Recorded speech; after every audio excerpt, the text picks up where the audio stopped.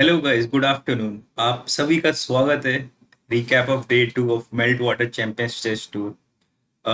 Today's day was quite topsy and turvy, so let's begin by looking at some of the best games which I have chosen for today. तो चलिए चालू करते हैं। The first game I have chosen is between Daniel Dubov and Ding Liren, and it was an amazing game. Although Dubov didn't manage to finish Ding, but what a game he played today. So let's begin. D4, knight f6, c4, e6. Also, the beauty with Dubov is that वो कुछ भी खेल सकते हैं and he has preparation against everything. D5, g3, typical Catalan, bishop b4, knight d2. He's again one of the components of playing knight d2. Usually यहाँ पर bishop d2 भी main move है और knight d2 तो खेलते ही हैं, which he played and which I also played a lot of games. DC4, one of the main lines here. Black can also play something like castles, bishop g2, b6, and try to put bishop here and control this diagonal. This is also quite possible. But dc4 खेला Ding Liren ने, bishop g2, b5. Now b5 is very committal move. Unless you are not very sure about it, आपको ये नहीं खेलना चाहिए क्योंकि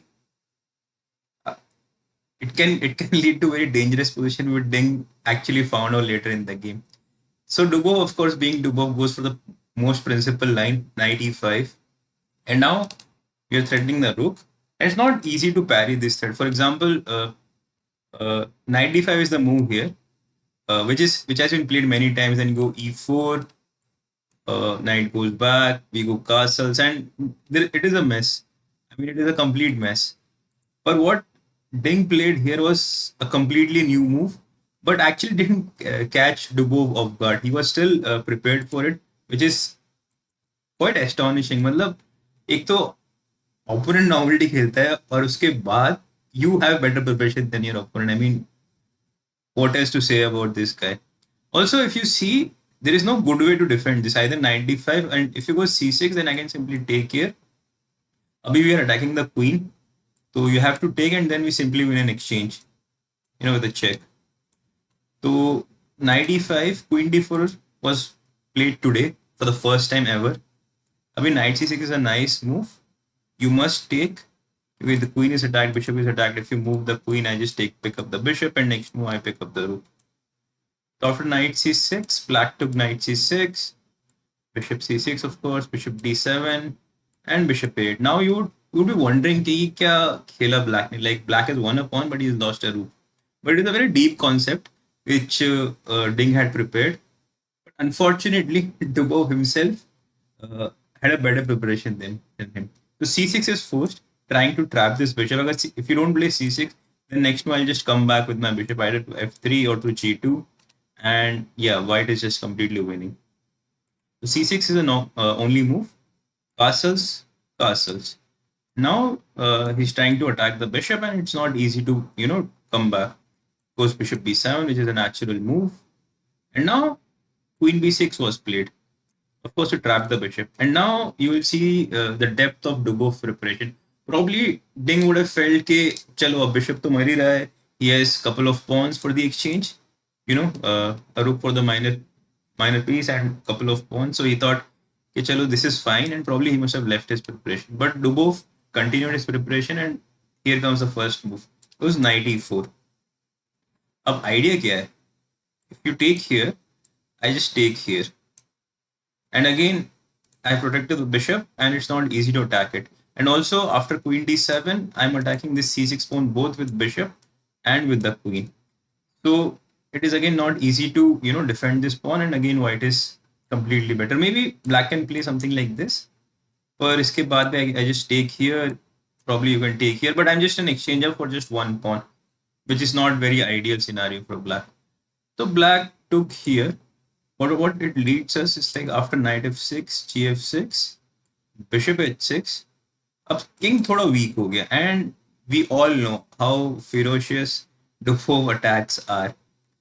Bishop h6, rook d8 was played, and I felt here Dubov made a slight inaccuracy.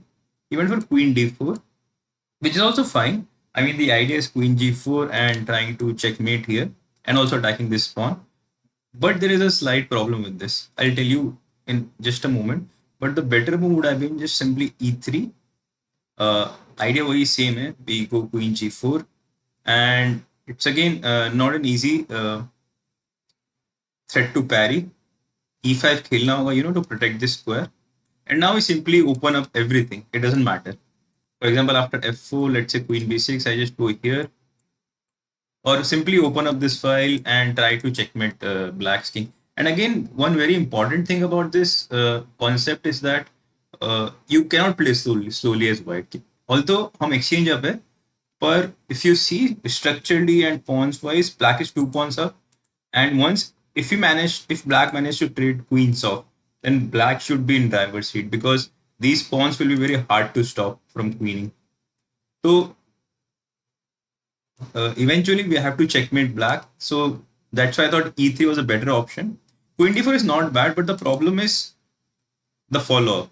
So queen d4, e5, queen h4, bishop e7. Now Dubov started playing positionally, which is not what position demands. He played rook d1, but again the idea should be to open up the black's king as soon as possible. And again, it's not easy to parry these threats.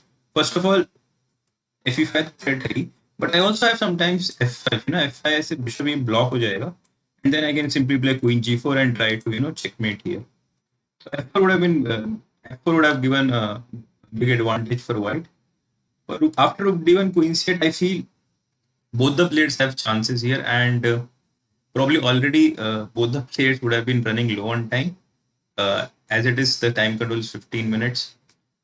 So it's sort of hard to play such kind of position with such a limited time. F4, what else? E4. And now the problem is you cannot play f5 because we simply black can take and probably put his bishop here, and black's king is completely safe. So Dubov had to go all in with g4. The idea is if you take now, then probably I can simply play something like king h1. And yeah, rook g1 is coming next, and it's not easy to defend the king. So bishop g4 is out of the question. After g4, bishop e6, f5, rook d1, bishop d5. And yeah, you can see already the position has changed drastically. Black has managed to get some hold of the position. King side itna loose nahi hai, king side is blocked. Also, this bishop on d5 is sort of restricting the rook. But of course, Dubov doesn't give up. He goes for another plan, which is again very nice, very intuitive. He comes back with the bishop, and Ding must have been thinking, okay, what is this move? So he just advances his pawn. He thought that this is hanging, so he just goes for a5. But the idea was just simply king f2, and the next move is going to be rook g1 and then g5. So b4, of course, you have to get some counterplay. b4, c3 karke you want to win this pawn. Dubov goes rook g1. After c3, bc3, bishop d4. Of course, all these moves are not forced. यहाँ पे both sides had different options to play, but overall I felt Ding played quite well in this part of the game, but later on he completely messed up. So bishop d4, c2 is fine. Bishop f6, queen f6, and now queen b8 is correct to get the counterplay. Because kabhi you want to play queen b6 check and queen b1, and yeah, black is happy with the draw, so white can always force a draw with something like check here and come back. But of course, Dubov, he wants more. He goes rook g3. Abhi idea kya hai rook g3 ka? We just want to play rook c3 and guard this pawn. Queen b6 was played, and now comes a very counterintuitive move. Dubov goes for king g2, allowing this check e3. But after king h3, you will see the king is very safe. Now there are no checks for white's king. But if you look carefully, black can simply queen the pawn with c1 queen. But after c1 queen f6, there is no escaping this checkmate. Also there is this check, but we can just go to h4, queen g7 is unstoppable, and yeah, that's it. I mean, you can probably give up your queen, or Abhi, I'll take here. Uh, it doesn't matter wherever you will go, king h8 or f8. We'll simply take here, and now you will see the point of this rook lift 5 moves back. So in the game, of course, Ding saw this that queen to ho nahi raha, queen hone ke baad mate ho raha hai. So he plays queen c5. The idea is now if I go f6, you simply play queen f8 and cover this square. And it's not easy. Oh, this is my bad. f6 queen f8 would have been also decent if white didn't have queen e3. But f6 go, there is this move bishop g2, which is not easy to spot at first, but it's kind of nice. f6 bishop g2. Abhi, whatever we do, if you take here, we pick up the queen, and if we go king h4, we again exchange the queen, and then we queen the pawn. And now there is no queen to checkmate black. So instead of f6, Dubov goes for a draw, which is a perpetual queen d8, king g7, queen g5, king h8, and he just repeated here. But instead, Dubov had a very nice win, which is sort of again counterintuitive. It is not easy to see. Malab, in seconds, it's impossible to find it, but it's quite pretty. You will see. Abhi, we can simply take the pawn. The idea is very clear. If you queen, then though we have rook e8 and it's checkmate on the next move.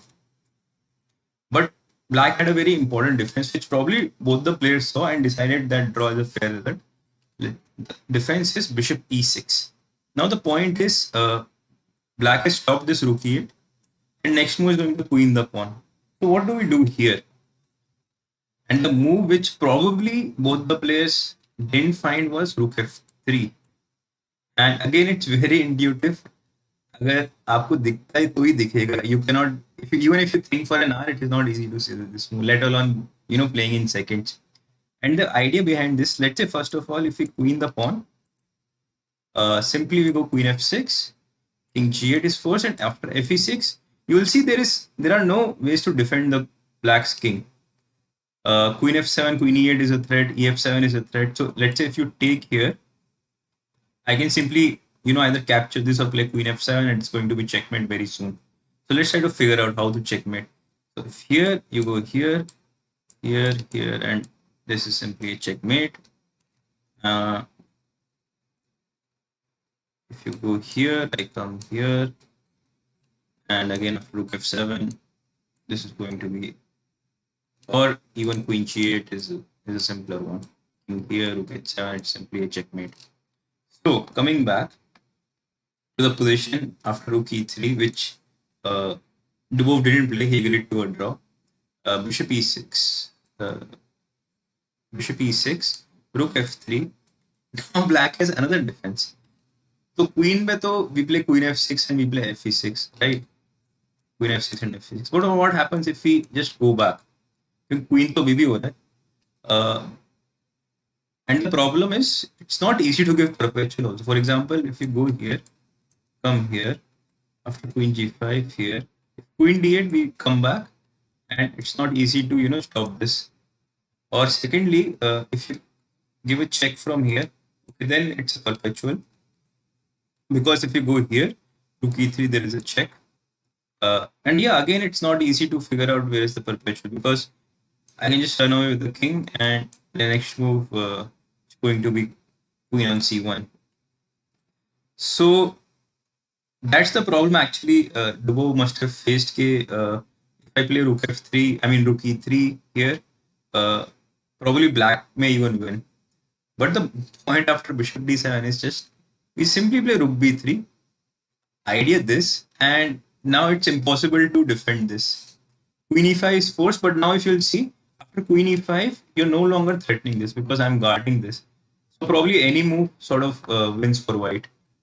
You don't have to be a genius to win this position. Even something like queen c1 should do the job. So brilliant game by Dubov. Unfortunately, he could not finish it off, and I mean we should not blame him, because if you'll see the lines now itself are so mind-boggling that even for me to show it is getting a little bit difficult. So this this amazing defense, first of all, after rook e3, bishop e6, and then to find rook f3, bishop d7, rook b3 is it's going to be a great exercise for you guys to solve probably later on. So let's move to the next game, which was played by Carlsen against Grischuk, and it was sort of a miniature in the sense that it ended very quickly and very fast. Carlsen started with b3. Again, probably he saw the course of Adiban. So b3, e5, another logical move. Bishop b2, knight c6, c4. Again, it was given by our good friend B. Adhiban, knight f6, knight f3, e4. I mean, there are many moves here, but e4 is one of the main moves. Knight d4, bishop c5, knight f5. And here, probably Grischuk made the biggest mistake, or uske baad he could not really recover. He played d5. Actually, he should have gone for castles. And after e3, d5, I mean, d5 is the move. After cd5, you should not take knight d5. Because there is queen g4, as was played by Adiban against Nawar, and he won the game in 9 moves. So, castle should have been played in either case, because d5 का problem ये है कि after knight g7, king f8, at first sight you'll think that कि अच्छा knight तो मर रहा है. So what do we do now? But Carlsen already had something in mind, which was cd5. And the problem is you cannot take with the knight, because then there is no point, Knight can even escape and bishop is guarding the knight. So probably his point was, of course, bishop d4. Now again, this knight is attacked and this bishop is attacked. So if we exchange it, we just play here, and after e3, we don't have to, remove this knight. Simply take here and simply take here, and black is doing quite well. D4 is going to go on the next move, and basically black is ahead in development, better structure. King thoda weak hai, but there is no means to attack it. But Carlsen had some other idea. वो खेले knight c3. Again, you would ask knight will be hanging, but now if you see, this knight is also hanging. So Grischuk, okay, this is very logical to go back, knight e7, and now he simply goes e3. And of course, Grischuk took this knight, and if Grischuk goes for bishop e5, there was knight h5. Again, the point is bishop g4 is met by bishop e2. We are guarding the knight now, and we protect our bishop. And there is no way to capture the knight, and we are simply pawn up, or add to this g7 pawn. So white should be completely winning here. After e3, bishop c3 looks actually quite logical, because next move white would have to take this, and then you take this knight. But what Carlsen had in mind was completely different. He took with the pawn, which is again a very nice move. King g7 and c4.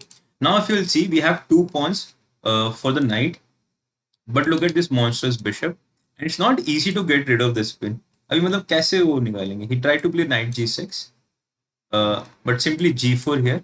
Idea is simply g5, and you cannot take this because again this is pinned, so you cannot take the queen. So after g4, you're threatening g5, so h6 is more or less forced.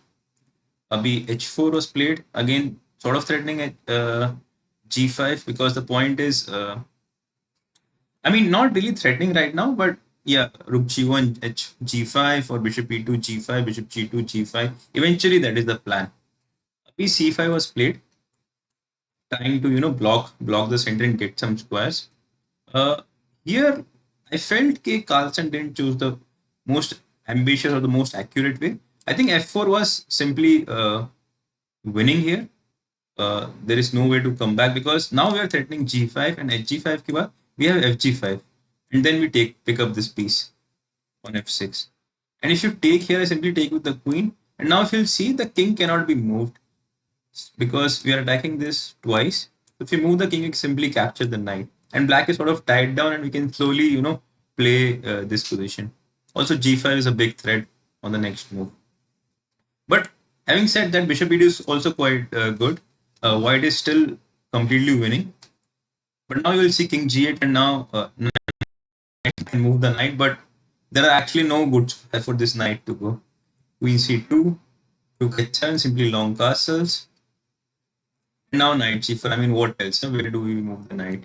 And in any case, white was threatening all sort of g5, h5, rook g1, all this. This is going to be big attack. So वो कहते हैं ना मरता क्या नहीं करता sir Grischuk was like चलो एक pawn तो I should have my sufferings. So knight g4 he played, h5, knight f8, there is queen e4, writing the knight now, so f5, queen c2. There is no need to rush because the king is so weak that we can play slowly, and on top of that we have a big pawn mass. So even if let's say we don't manage to checkmate the king, if we can simply play f3, e4, e5, white is still going to be winning.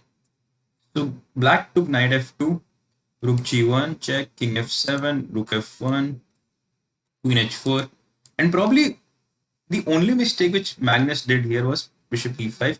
Not really mistake because even after that white is much better.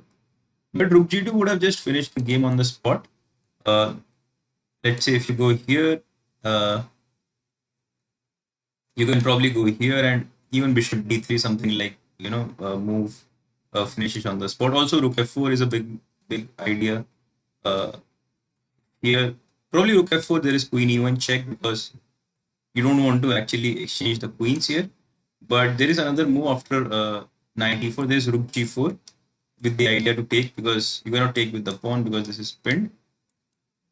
So after rook g2, probably black would have resigned. But it didn't matter so much because after bishop e5, Grischuk went for queen e4. This is actually a big mistake. Queen e7, and it wouldn't have been easy for Magnus to play this because the bishop doesn't have too many good squares. And if you go back with the bishop, let's say I just come back, there is knight e4, there is queen e3 check, and all sort of moves for black. So you cannot really remove the bishop. You have to play queen b2. And now knight d7. Again, the same thing is going on. If you remove the bishop, there is queen e3. But white has a wonderful resource here, which I'm sure Carlsen would have found. But again, why bother? Yeah, when you have rook g2 earlier. So the move here is bishop h8. Another point is I'm threatening rook g7, which is very hard to parry. And if you give a check, just one check, I'll just go here. Queen e4, I'll just go here, and again you will see rook g7 is very hard to parry, and also this knight is threatened. But in either case, Grischuk went for queen e4, after queen c3, knight h3, rook g4, the queen is simply trapped in the center of the board, which doesn't happen very often, and Grischuk simply resigned. So a wonderful game by Magnus, and yeah, I mean, not much Grischuk did wrong besides, playing d5 earlier, roundabout here, and allowing knight g7. Once this happened, it was completely winning for white. So, coming to the final game of the day was between Alireza and Anish. So, I'll just flip the board. We'll see from our friend's perspective, Anish's perspective. So it was e4, e5, knight f3, knight c6, bishop c4, typical Italian, knight f6, d3, bishop c5, bishop g5. This is one way to play. There are also ways to play with c3 castles and keeping the bishop inside for a while. Alireza went for bishop g5. After h6, bishop h4, d6, a4, a5, c3, queen e7. I mean, it's all quite logical. Both sides are, sort of developing and gaining some space on the flanks. Castle was played, although I would actually prefer knight d2 here, just to see, where black wants to take his king. And accordingly, I'll decide what do I want to do with my king.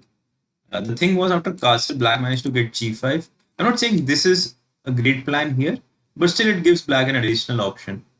g5, bishop g3, bishop d7. Rook e1 is fine, but I don't really see the point right now. I would actually start with 92. But yeah, rook e1 is also a move which is not to be criticized, let's say. Rook g8 and d4 is correct. Abhi bishop a7 was played. And if bishop b6, I think d5 is quite strong because black simply lacks space here.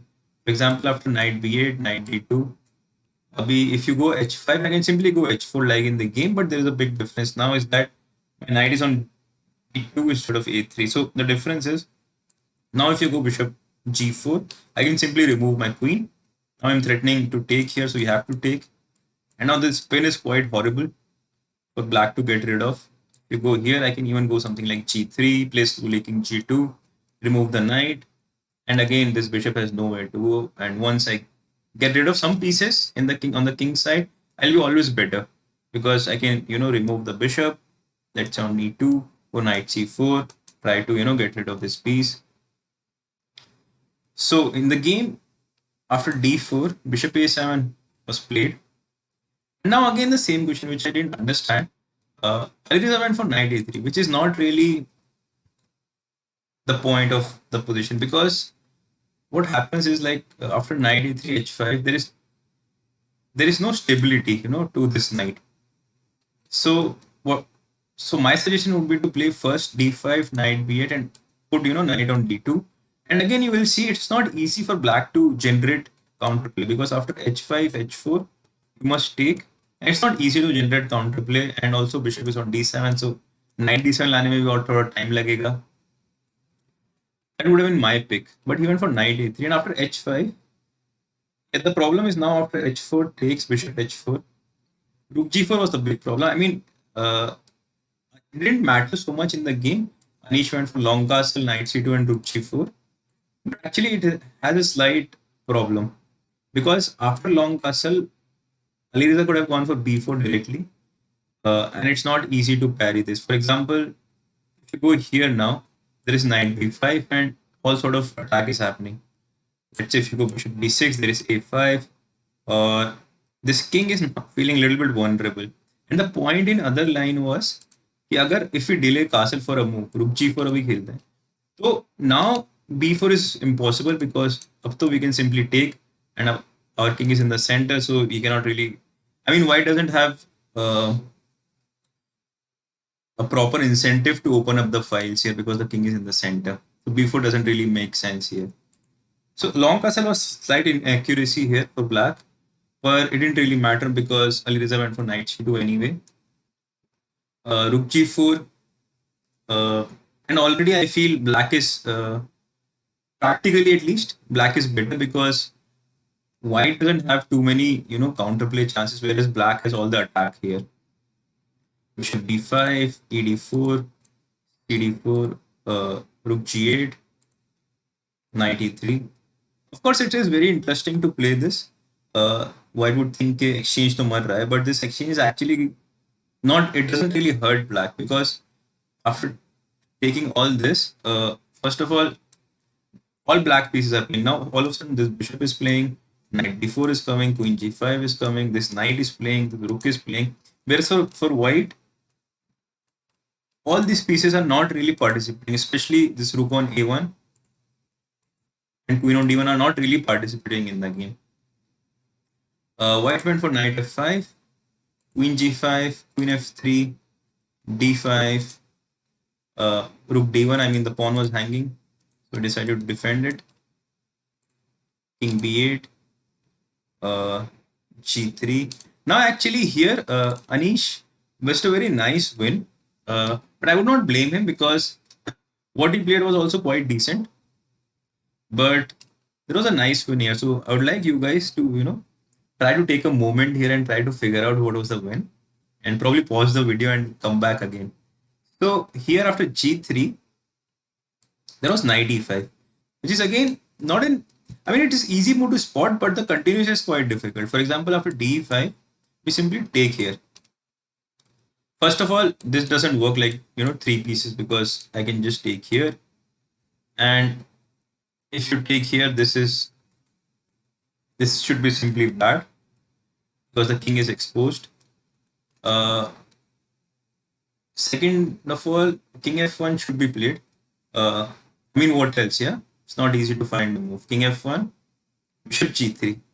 And now, surprisingly, it is not easy for white to defend. For example, after bishop d7, we simply play bishop h4. We are threatening all sort of, queen g1, rook g2, all sort of ideas we have here. Bishop e1 to mari raha hai. So knight h4 is more or less forced, queen h4. And now, if you try to run away, we simply pick up the queen, check, rook g3, we pin this, and with such a weak king and such a strong knight for black, black is completely winning. There was another option which is probably more difficult for black. That would have been rook e4, d4, queen f2, and suddenly you will see कि अब तो queen में exchange हो रहा है, अब कैसे attack करें, because queen h1 को simply king e2 आ रहा है, and now our queen is attacked, so we don't have time to play rook g2. So what do we do here?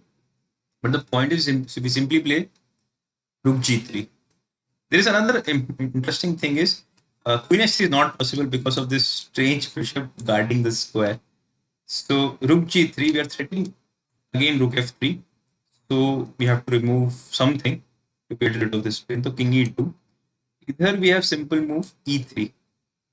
Now if you take here, I have queen here, check, queen f2, rook g2, and again winning the queen. It was quite a difficult combination, I totally agree. But I think at their level, it should not be so difficult. And Anish simply played knight d4, which is also fine. But it doesn't give him the big advantage after knight e5. So knight d4,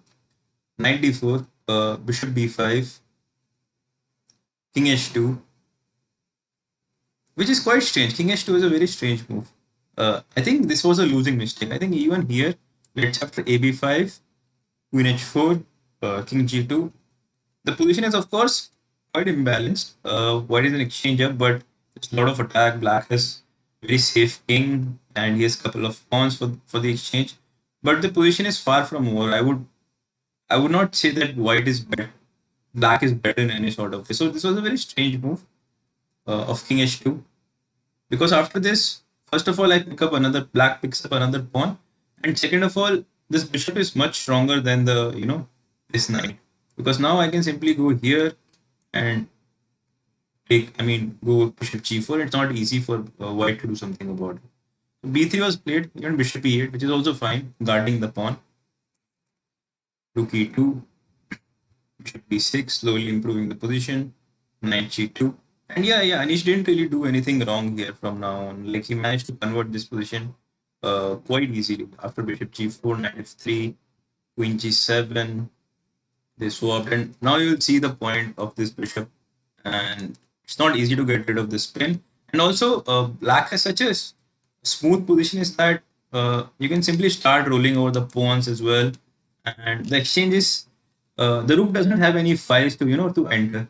So here, a minor piece is actually better than the rook. Knight h4, bishop f2, we pick up another pawn, and now simply this is just a matter of technique. Simply 2 pawns up. And Anish finished the job quite easily here. Knight f3, and yeah, just picked up the rook, and Ali resigned.